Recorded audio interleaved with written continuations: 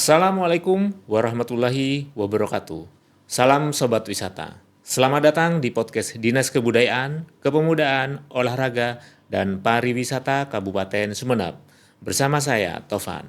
Kali ini di studio hadir bersama saya seorang Dara yang cukup cantik, energik, dan juga punya segudang prestasi. Nah, beliau bernama Alia Zahra.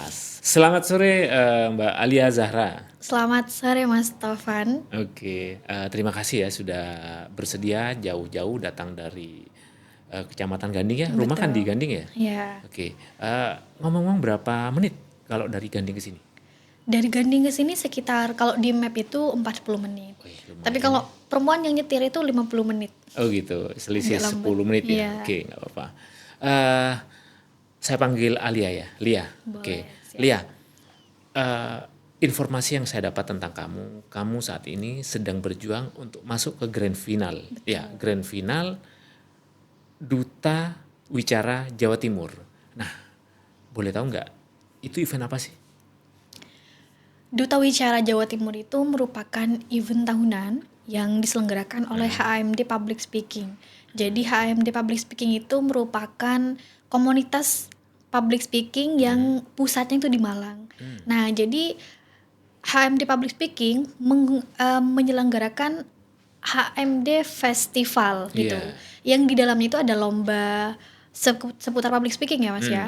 Bisa ada lomba MC dan lain sebagainya. Dan salah satu cabangnya itu adalah Duta Wicara Jawa Timur begitu. Oke. Nah, jadi output dari kegiatan tersebut itu mencari icon dari seorang yang tidak hanya pandai berbicara begitu, tetapi dapat menjadi representasi bahwa berbicara itu bukan sekedar profesi, tetapi menyampaikan kebenaran, terus bagaimana menyampaikan informasi dengan baik dan juga bisa menampilkan visual yang sekiranya orang itu bukan cuma sekedar ingin melihat mendengar informasi, tapi lihatnya nyaman, adem gitu maksudnya. Iya. Nah, selain itu juga ada kerjasama nantinya dan akan didapat dari goals Duta Wicara Jawa Timur ini gitu maksudnya. Oke. Kamu sendiri tahu event ini dari mana? Dari sosial media. Sosial media. Ya, Apakah ada kawan juga ikut dari Sumeneb sehingga kemudian kamu ada temennya ikut event ini? Kalau pendaftaran pertama itu tidak ya Mas, tidak ada tidak tahu. Iya. Karena kebanyakan kalau dari Sumeneb itu cuman saya yang asli Sumeneb gitu. Tapi ternyata ketika nyampe ke Malang, ternyata ada kawan saya yang orang Sumeneb tapi dia kuliah di Surabaya. Jadi dia berangkat dari Surabaya Surabaya, gitu iya. maksudnya. Kalau dari Sumenebnya sendiri saya sendirian gitu. Oke, berarti teman yang barusan di Surabaya itu mewakili Sumeneb juga? Ya bisa jadi mewakili Gitu ya, oke, Sumeneb, oke. Sudah tapi masuk? Grand Final juga. Oh, Grand Final juga. Eh, konsep lombanya seperti apa sih, Alia? Duta Wicara ini. Iya. Konsep lombanya itu diseleksi Mas. Ada seleksi tahap 1, seleksi tahap 2, ada Iya. para karantina, kemudian ada karantina dan kemudian grand final. Iya. Jadi dari beberapa orang itu diseleksi tahap 1 dulu, baru diseleksi tahap 2. Di situ kita bukan hanya diuji dari kemampuan public speaking, tapi tentang kecerdasan visi misi kita, begitu kan? Iya. Terus cara grooming kita, cara merawat diri, cara catwalk juga, Iya, karena duta itu biasanya punya itu ya, harus Iya, punya iya, kemampuan iya. itu. Nah, baru kemudian disaring menjadi 20 orang masuk ke grand final gitu. Total peserta berapa? Awalnya itu sekitar 66 66 ya. ya, dari 66. berbagai kabupaten. Seleksi awal ya. Ya, Bisa disebutkan dari kabupaten mana saja itu? contohnya Tulungagung, Iya. kemudian Banyuwangi, terus Terus? ada juga yang memang dari Malang, ada yang dari Surabaya. Surabaya, Malang pasti. Ya. Teman-teman saya ya ada yang di ya? Jember. Oke, banyak ya. Oke. Dari 66 orang ya, sekitar itu ya. 66 orang menjadi 20. Bukan Man, dari 66 jadi 50 seleksi tahap 2. Terus? Dari 50 itu jadi 20 gitu. Berapa lama proses itu? Proses itu kan kita offline ke Malang Oh iya, begitu. ke Malang. Jadi Dari 60 ke 50, 50 ke 20. Iya. Itu berapa hari prosesnya? itu sekitar 1 hari kalau ininya ya. Oh, Seleksinya. iya. Maksudnya seleksi tahap 2 1 hari, pra-karantina 1 hari gitu maksudnya. Oh gitu. Berarti untuk saat ini sedang menghadapi proses Karantina karantina dan yang grand final. rencananya tanggal berapa Alia itu? Itu rencana tanggal 22 sampai tanggal 23 November. Dalam waktu dekat ini. Udah ya. Itu harus di Malang ya? Iya, betul. Di mana tepatnya? Insya Allah nanti di Malang Creative Center, Mas. Malang Creative Center di Malang ya. Oke. Iya. Oke, saya agak agak mencoba mencari sisi lain dari kamu ya, seorang Alia. Eh, Riwayat pendidikan Alia sendiri selama ini di mana? Saya alumni SMA Zainul Salim. Jadi Salim. sejak RA sampai SMA itu di Zainul Salim. Baru kemudian saya berkuliah di Universitas Anokoya dan saat ini masih mahasiswa aktif di Universitas Anokoya. Di Kecamatan Gulu-Gulu. Gulu-Gulu ya. Universitas Anokoya di Gulu-Gulu. Kalau sekolah saya di Ganding. Berarti apa perjalanan dari Gending ke Gulu-Gulu itu berapa menit? Sekitar 20 menit ya, Mas, deket. Oke, berarti kamu cukup tangguh ya. Dengan jarak yang dari Ganding ke Sumeneb, juga nyetir sendiri, artinya juga betul-betul wanita tangguh ya, cewek tangguh. Oke, pernahkah kamu menjuarai banyak hal misalnya dalam berbagai lomba selama ini sampai detik ini? Itu non akademik apa yang akademik? Semuanya Mas? lah diceritakan. Dari non akademik lah dulu. Dari sekolah sampai kuliah? Iya. Boleh ya. Kalau dari sekolah itu, karena kebetulan saya memiliki, kalau dari sekolah sebenarnya public speaking saya belum terlalu ini ya, biasa gitu. Okay. Karena dari awal saya lebih suka nulis dan membaca. Jadi kalau di sekolah biasanya saya juga suka tarik suara ya, Mas ya. Nyanyi Juara lomba selawat, bukan nyanyi. Oh. Ya selawat itu. Kemudian saya biasanya suka memenangkan lomba tulis ini ya, cerpen, lomba olimpiade gitu kan, kecamatan Gending gitu kan. Nah, baru kemudian saya menjadi ketua OSIS dan itu saya mulai diharuskan untuk tahu berbicara. Karena kan ketua umum itu kan harus sambutan, dibawahi dengan teman-teman antar sekolah begitu, atau menemui orang-orang penting gitu kan. Nah, baru itu kemudian. Kamu jadi ketua OSIS waktu SMP atau SMA? SMA. SMA ya. Ya. Kalau SMP sendiri? Belum karena ya? di sekolah saya digabung ya. Oke. Nah, kalau berkaitan non akademik, kamu tadi bilang bahwa kamu juara juga sholawat segala. Nyanyi bisa nggak? Nggak bisa saya. Satu ref aja. Nggak bisa kalau nyanyi itu kan. Gitu beda ya. nada soalnya, beda ruang. Oh beda. Oke. Beda tarikan ini. Nah, dengan kamu segudang prestasi dari sejak kecil sampai sekarang semester 7 ya, jurusan apa? Saya jurusan TI, tetapi saya lebih suka ini ketika kuliah, saya lebih suka di public speaking. Saya lomba debat nasional gitu kan.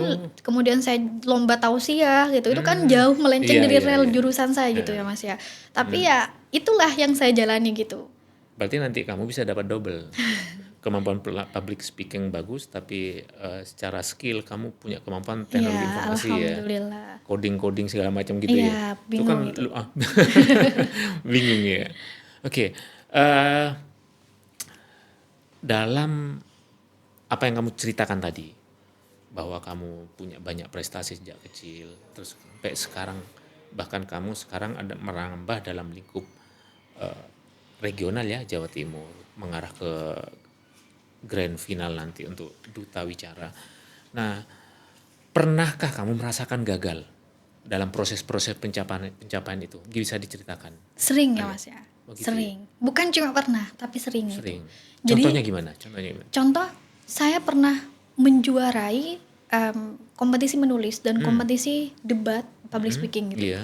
Itu sebelum itu saya sudah pernah gagal. Saya pernah tidak juara puluhan kali gitu kan. Gitu sebelum saya menang olimpiade di siswa dulu, saya beberapa kali gagal di olimpiade gitu maksudnya. Jadi sebelum saya menjadi juara 1 lomba tausiah, saya pernah tidak menjuarai 3 lomba bisa seperti itu. Jadi itu sering untuk saya. Kemudian itu dalam konteks kompetisi ya, Mas. Belum lagi dalam konteks goals sebagai manusia gitu. Tentu saya sebagai mahasiswa memiliki tujuan dan juga memiliki harapan ekspektasi begitu.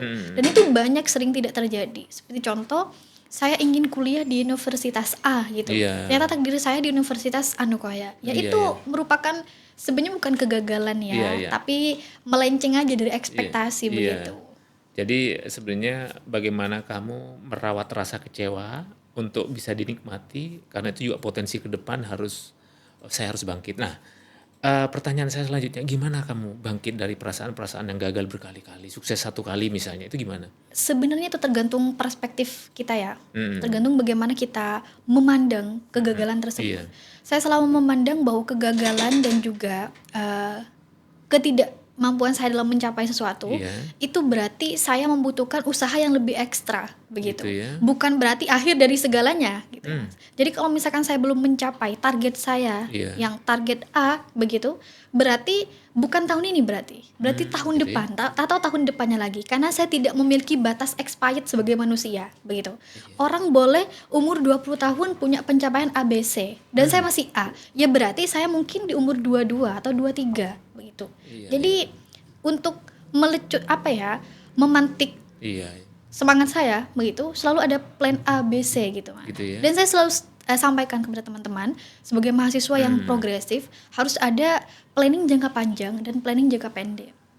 Seperti contoh oke, kalau saya planning ingin jangka panjang saya menjadi seorang penulis buku gitu. iya, Berarti planning jangka pendek saya selama satu minggu saya harus baca berapa buku. gitu Kemudian ya. selama satu minggu saya harus menulis berapa halaman gitu. Mmm, Jadi saya tidak memikirkan ini, saya tidak berkabung dalam kegagalan-kegagalan, tetapi iya saya iya masih iya mikir, iya, wah oke saya gagal satu ini, tapi saya masih ada beberapa plan yang harus saya jalani gitu maksudnya. gitu caranya ya, caranya Iya. bangkit ya. Heeh.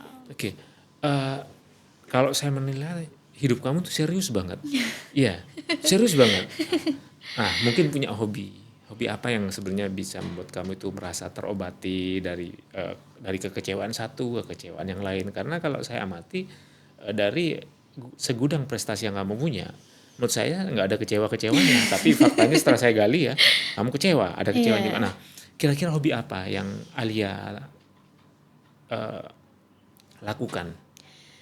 Hobi Menyanyi? Tidak? enggak, Enggak juga? justru hobi saya tuh baca Oh Mas baca gitu. ya? Jadi kalau misalkan saya gagal dalam suatu satu planning gitu Iya kan, iya. saya ini break dari aktivitas dulu, Mmm, aktivitas yang melibatkan fisik gitu. Jadi saya menyediakan 1 hari atau 2 hari waktu untuk stay di kamar saja, iya, baca buku. Kalau biasanya baca buku ilmiah, saya meluangkan waktu baca novel, komik atau apapun yang itu memberikan efek dopamin ke tubuh gitu saya ya? gitu. Oke. Atau nonton film atau makan makanan. Nah, saya juga manusiawi gitu kan, sama Iya iya seperti iya. teman-teman. Cuman saya selalu pesan ke teman-teman, apa yang membedakan kita dengan orang lain itu adalah porsi dari kenyamanan batas nyaman yang kita Iya. gunakan. Kan ada orang yang sampai masuk konteks malas, artinya apa scroll Iya TikTok iya. terus-terusan. Iya iya. Kan scroll TikTok nggak apa-apa kan? Iya. Kalau dalam porsi wajar gitu. Yang nggak wajarnya itu ketika tiap hari kita nggak ngelakuin apapun selain scroll TikTok itu gitu. Saya juga itu. Jadi istirahat, ya sudah kita inilah tidak Iya. memaksakan diri. Artinya bagaimana me-mapping ya, Nah, melakukan betul, perencanaan manajerial ya, itu. manajer dalam satu hari bagaimana kita tuh bisa produktif Hmm, walaupun, misalnya scroll TikTok dan lain-lain itu tetap boleh, tapi betul, harus, proporsional juga ya. betul. Oke, Alia, saat kamu gagal siapa orang yang paling mendukung kamu untuk bangkit dan terus membuat kamu maju sampai seperti ini? Itu orang tua dan teman saya, Iya begitu. iya, Karena saya memiliki mungkin betul kata pepatah itu semakin kita dewasa maka lingkaran pertemanan kita akan menjadi semakin sempit gitu ya gitu Mas ya. ya? Karena sebenarnya motivator Mhm, terbesar saya itu adalah bapak saya begitu. iya Jadi iya, dia bukan kalau orang menyebutnya cinta pertama bagi anak perempuan betul begitu ya? kan. Bagi saya itu bukan sekedar cinta pertama, tapi dia memang menjadi guru bagi saya. Guru yang memberikan inilah pengarahan begitu. Tidak hanya sekedar dalam konteks Iya pendidikan iya saya iya, ya, konteks deket sama laki-laki pun itu diwanti-wanti, kamu deket sama si A, si iya B, nah kamu nanti harus begini. Nah sama juga lingkungan pertemanan itu berpengaruh. Karena apa? Karena sebenarnya yang tahu kelemahan kita itu lebih banyak teman. iya Nah meskipun saya dekat dengan orang tua saya, tetapi mereka belum sedekat dengan sahabat karib. iya, sahabat karib. Jadi saya nangisnya saya, Mmm, kecewanya saya, gagalnya saya itu sama teman saya yang tahu begitu. iya iya. Makanya support system dan lingkungan itu sangat berpengaruh gitu. Oke, berarti orang tua terutama ayah itu yang menjadi tempat pertama untuk kamu Iya, diskusi dan iya, konsultasi ya, betul. apapun kerumitan.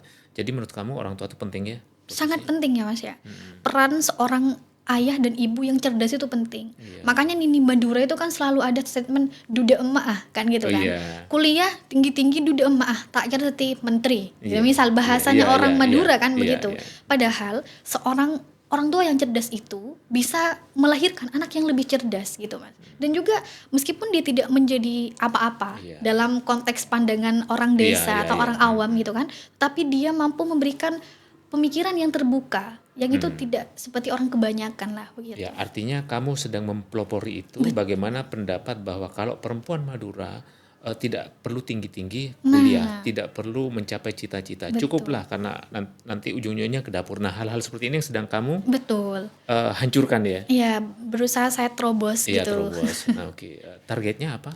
Rencana nanti ke depan? Target ke depannya Iya, setelah ini, Ya, enggak cita-citamu sendiri. cita-cita saya selain memang jadi penulis begitu kan Iya, ya, saya berharap bisa menjadi tokoh perempuan yang memotivasi teman-teman.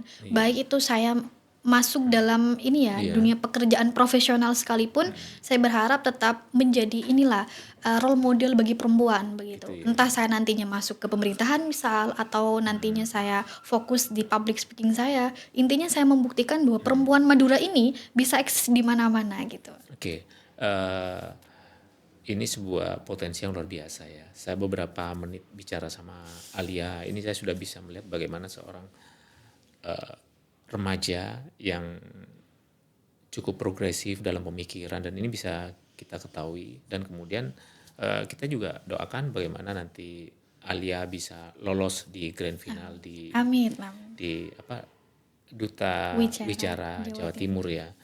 Dan pertanyaan ringan saya, Alia itu cantik, muda, pintar, banyak yang naksir nggak? Itu relatif ya Mas, saya tidak bisa mempresentasikan berapa banyak orang yang suka sama saya gitu. Tapi kalau ada gitu. Ya. Dan Bisa dijejer itu ya mungkin. Kalau bisa nomor antrian berapa gitu ya. tapi saya selalu pesan ke teman-teman bahwa edukasi asmara bagi remaja itu penting. Karena apa? Karena ketika ini kita jangan ke suami dulu ya. Iya. Pasangan itu adalah orang yang 24 jam bersama kita. Nah, orang pacaran pun pasti laporan nih. Mas, saya gini, yang saya mau ke sini. Bu, misalnya kalau anak-anak Gen Z, saya mau ke sini. Kemudian dia diskusi soal kuliahnya dan apanya. Nah, itu menjadi doktrin gitu. Dan bahkan pengaruh dari pasangan itu biasanya lebih kencang daripada nasihat orang tua. Gitu ya. Makanya saya selektif dalam hal itu. Kamu sampai sesadar itu ya? Iya. Untuk artinya memproteksi diri, kemudian memilah masalah-masalah ini. Sampai kamu tahu bahwa nasihat orang tua itu bisa kalah dengan apa yang disampaikan oleh pacar ya. Iya, makanya ini yang tidak ada di sekolah sebenarnya Mas. Edukasi tentang edukasi asmara. Biasanya guru itu paling mentok. Kalau di Madura, awas, jangan pacaran. Kalau di pondok tuh, saya nggak cek pacaran gitu. Tapi apalah daya kan, kalau bahasa itu pasti alang-langah gitu kan. Siapa yang mau melarang orang yang sedang kasmaran? Ya, Laila Majnun tuh gila kan ya Mas ya. Nah, maka apa? Berikan edukasi agar entah perempuan atau anak laki-laki itu paham batasan mereka. Jadinya ketika dia memutuskan untuk menjalin hubungan dengan anak orang gitu kan, dia tidak membawa anak orang itu pada pengaruh yang negatif gitu. Oke. Memang saya berusaha menggali banyak hal, terutama ketika kamu dinobatkan sebagai finalis ya Duta Wicara Jawa Timur. Jadi saya tidak berusaha menggali konteks bagaimana kamu dalam kiprahnya dalam event itu. Tapi saya coba membedah bagaimana kamu itu ruang berpikir kamu mengamati semua permasalahan. Dan di sini nanti teman-teman sobat wisata di Sumeneb, saya yakin dimanapun berada akan tahu sejauh mana kualitas kamu dalam memahami sebuah perjuangan hidup, bagaimana kamu memandang sebuah pendidikan, bagaimana kamu juga memandang sebuah kebudayaan dan tradisi setempat tentang kiprah dan sosok seorang perempuan. Ini yang sedang saya gali. Jadi ini hal yang sah-sah saja kalau saya tanyakan biar kita semua tahu bagaimana Alia Zahra yang saat ini sedang berjuang menuju grand final Duta Wicara Jawa Timur. Nah, kalau kamu nanti lolos sebagai di grand final, nah apa keinginan utamamu? Keinginan utama saya ketika saya lolos menjadi juara. Iya, juara. Kan Oke. sekarang finalisnya, Mas. Ya, target. Ya, keinginan utama saya tentu ada dua. Pertama secara dalam skala Sumeneb secara khusus, kemudian dalam skala Jawa Timur secara luas. Dalam skala Sumeneb itu keinginan saya itu adalah membuktikan bahwa menjadi seorang pembicara itu bukan sekedar profesi. Profesi kamu menjadi host atau menjadi MC, tidak hanya seperti itu. Yang pertama adalah cara kamu untuk menyampaikan informasi dan kebenaran. Terlebih menyampaikan suara perempuan begitu, karena saya konsennya di keperempuanan begitu kan. Nah, berapa banyak perempuan yang dibungkam untuk menyampaikan kebenaran, atau berapa banyak perempuan yang hanya menjadi komersialisasi. Artinya apa? Dia berbicara tetapi bukan pembicaraan yang substansial begitu. Maka dengan menjadi duta wicara ini, saya berharap menjadi role model bagi perempuan lainnya untuk berani speak up, berani mencapai mimpinya, begitu kan? Tentunya dengan beberapa program yang saya bawa nantinya, beberapa advokasi. Seperti contoh, saya ingin membuka komunitas public speaking di Sumeneb juga. Semoga nantinya cabang dari HMD ini, kemudian membawa teman-teman perempuan untuk berani melakukan audiensi dengan beberapa stakeholder terkait, ya kan? Kan belum tidak banyak ya Mas perempuan yang memang basicnya aktivis gitu untuk ngomong, terlebih di usia yang masih belia gitu. Sepantaran saya itu belum banyak begitu. Kamu usia berapa? Saya masih 21 tahun. 21 ya, oke. Masih sangat muda. Iya. Oke. Kamu ini cocok ya, mungkin tinggal nunggu waktu, misalnya nanti harus jadi menteri pemberdayaan perempuan gitu ya. Amin ya. Amin. Berkaitan dengan itu, banyak hal yang menurut saya kamu sampaikan itu memberikan manfaat dan wawasan juga kepada bagaimana sih seorang remaja itu punya sikap dan kemampuan untuk menata diri untuk ke depan. Nah, sebelum kita akhiri perbincangan ini, saya ingin kamu menyampaikan pesan-pesan bagi teman-teman yang sepantaran dengan kamu, yang mereka mungkin perlulah mendapatkan semacam suntikan moral. Misalnya mereka saat ini sedang kalut, saat ini sedang tidak menemukan jati diri sehingga masuk ke hal-hal yang negatif. Nah, bisa kamu sampaikan hal-hal positif dari kamu, silakan. Di Kabupaten Sumeneb? Iya, Kabupaten Sumeneb. Iya. Untuk teman-teman di Kabupaten Sumeneb, mari kita berpikir menjadi pemuda yang melampaui masa tetapi tidak melampaui batas. Karena apa? Karena Sumeneb membutuhkan generasi penerus untuk mendobrak legitimasi bahwa Sumeneb atau Madura secara umum dipredikatkan sebagai daerah terbelakang. Maka butuh kita untuk bangkit dan menyuarakan, ini loh kekayaan alam kita, ini loh kekayaan sumber daya manusia kita, begitu. Untuk teman-teman di Kabupaten Sumeneb, seluruh kebutuhan dari mulai kebutuhan support moral dan material itu disediakan oleh pemerintah. Hanya bagaimana cara kita untuk menggapai apa yang sudah disediakan oleh pemerintah tersebut. Mari kita maju, mari kita menjadi generasi penerus yang sadar dan juga cerdas. Terima kasih. Oke, luar biasa. Alia, kamu pertama kali ikut duta ya? Duta bicara. Nah, kami di Disbud Porapar Kabupaten Sumeneb tiap tahun mengadakan kacang jeping. Oh iya. Kamu wajib ikut. Ya? Pernah ikut? Belum pernah. Nah, biar nanti wawasan kamu bisa bertambah ke urusan yang lebih kepada kebudayaan dan lain-lain. Artinya gini, ketika kamu masih muda, masih remaja, jangan menutup diri pada informasi apapun. Apalagi ini hal yang menurut saya dari orang luar yang melihat kamu itu, kalau kamu masuk di situ akan menambah lagi aset remaja yang peduli kepada kebudayaan dan pariwisata untuk mengembangkan potensi Kabupaten Sumeneb. Mau kan? Ya, semoga. Oke. Kalau didukung saya pasti maju. Oke. Saya kira itu saja ya kita untuk pertemuan kali ini. Terima kasih Alia sudah mau datang ke studio. Saya berdoa juga semoga kamu nanti sukses dan bisa tembus menjadi juara 1 ya. Amin. Targetnya juara 1 ya? Target juara 1. Oke, target nggak boleh ini rendah, harus tinggi ya. Betul. Oke, Sobat Wisata, demikianlah acara podcast kita kali ini bersama seorang gadis muda remaja Alia Zahra yang cukup menarik dan bisa menjadi inspirasi bagi teman-teman semua di Kabupaten Sumeneb, terutama remaja-remaja yang harus maju dan mampu mengembangkan diri sendiri. Terima kasih. Assalamualaikum warahmatullahi wabarakatuh. Ayo ke Sumeneb.